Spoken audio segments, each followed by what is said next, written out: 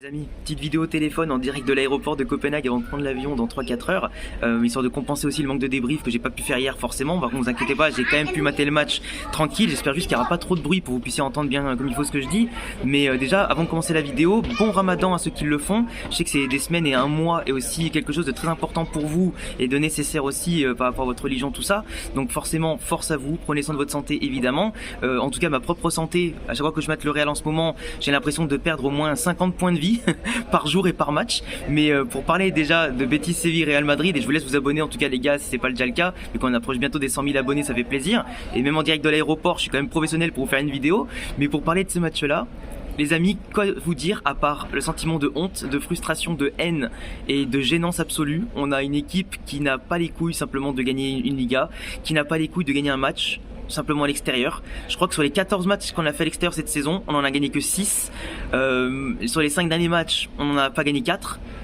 Tu comptes l'Espagnol Barcelone, tu comptes l'Atlético Madrid, tu comptes Osasuna et maintenant tu comptes 7 défaites au Betis Séville, alors que tu mènes 1-0, que tu fais le plus dur, que tu mets un but de fou sur une belle action de Kylian Mbappé, que même Ferland Mendy pour une fois monte et fait une passe décisive qu'il n'avait pas fait depuis 2022, que Brahim qui marque en étant titulaire et tout et qui faisait en plus un bon début de match.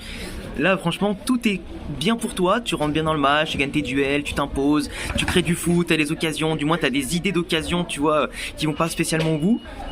Et tu te retrouves, au final, à courir derrière le score, à courir derrière la balle, à être simplement bouffé par Isco, qui a bientôt 45 ans, le mec, enfin j'abuse un peu, mais tu vois, Isco, c'est pas le Isco de l'époque prime du Real Madrid, tu vois, 2017. T'as un Anthony qui mettait pas un pied devant l'autre à Manchester, qui te balade sur le côté facilement, même s'il s'est refait la cerise depuis qu'il est au Betis, tu vois. T'as une équipe en face qui te malmène, qui te bloque dans tes 20-25 derniers mètres, t'as les pieds qui flanchent, t'as les pieds qui tremblent au moment de faire une relance, t'as pas Ceballos, t'as pas Valverde, t'as pas Jude Bellingham, tu sais plus jouer au football, t'as Ancelotti qui te fait des changements tactiques mais inutiles et en plus qui te montre à quel point c'est un entraîneur qui est ultra dépassé aujourd'hui, et ceux qui le défendent encore sans forcément être ingrats, hein, parce qu'il nous a apporté des trophées et tout, c'est très bien, mais aujourd'hui le manque de football, le manque de clarté, le manque de génie, le manque simplement de football, c'est trop, il est dépassé les gars, il est dépassé. Contre Pachuca, finale du mondial des clubs, on a bégayé. Contre des 17e de Liga, on bégaye. Contre des petites équipes de Ligue des Champions, on bégaye. À un moment donné, ça y est, on joue comme si on était le 18e relégable de Liga, les gars.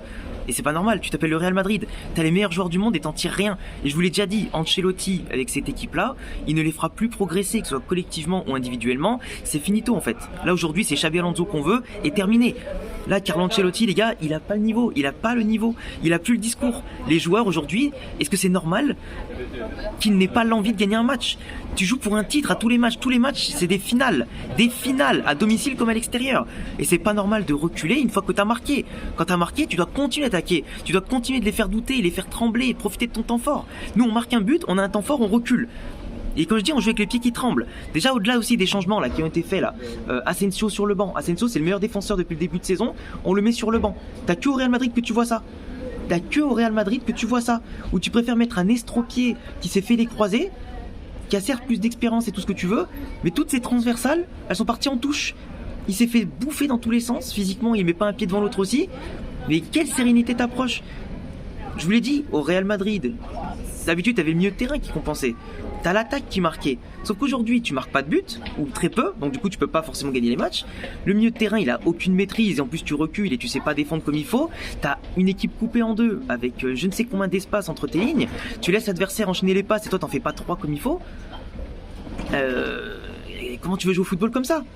Et en défense, sur les corners, le but qu'on prend, Tchouaméni qui est aux fraises, pas tout le monde a son marquage, Thibaut Courtois qui sort pas s'imposer dans ses 5m50, alors que c'est la base du football pour un gardien sur coup de pied arrêté, de s'imposer dans tes 5m50 et tes 6 mètres.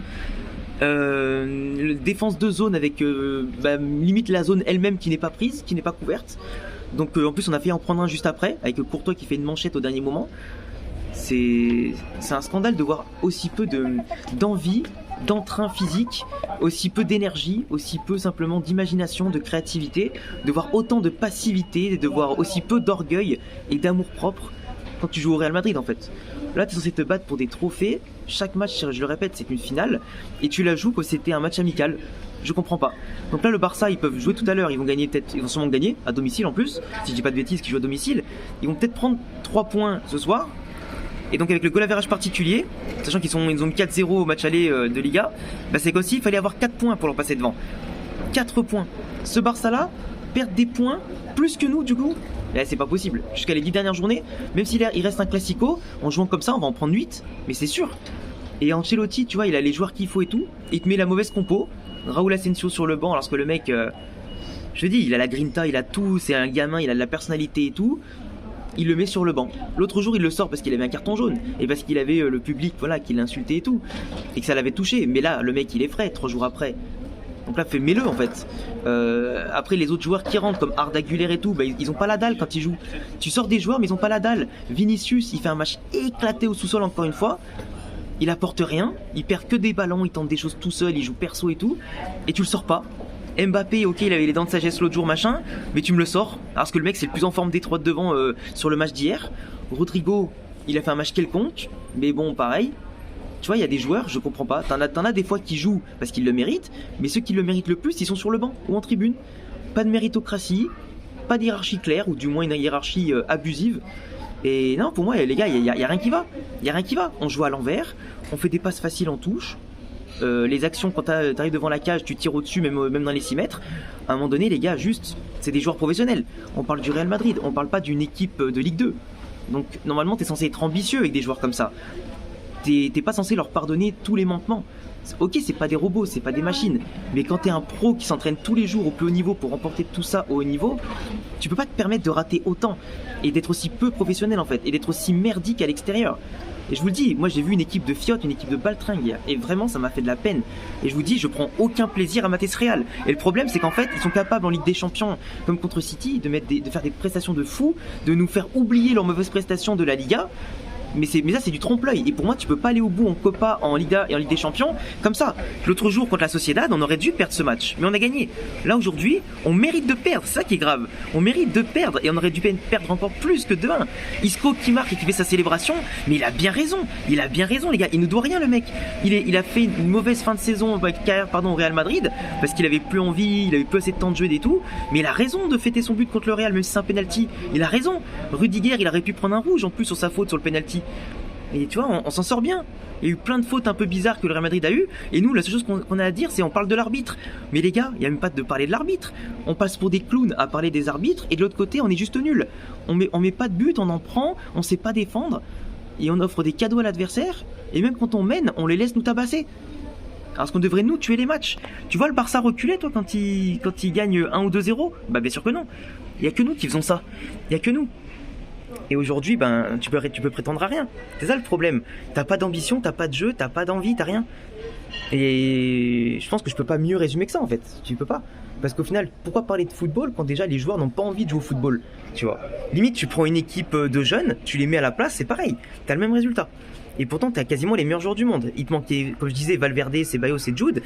Mais ça excuse pas le manque de jeu, ça excuse pas tout. Ok, t'as des Vasquez, t'as des Mendy défensivement, c'est des passoires. T'avais Alaba.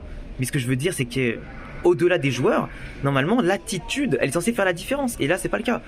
Enfin bref, en tout cas, je suis extrêmement déçu. Extrêmement déçu, il n'y a pas d'autre mot.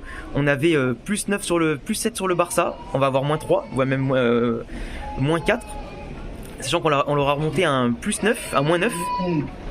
Donc 10 points perdus en un mois. C'est absolument honteux, j'ai jamais vu ça. Je crois dans l'histoire du Real Madrid et tout. De remonter autant de points pour en reperdre autant derrière, voire plus.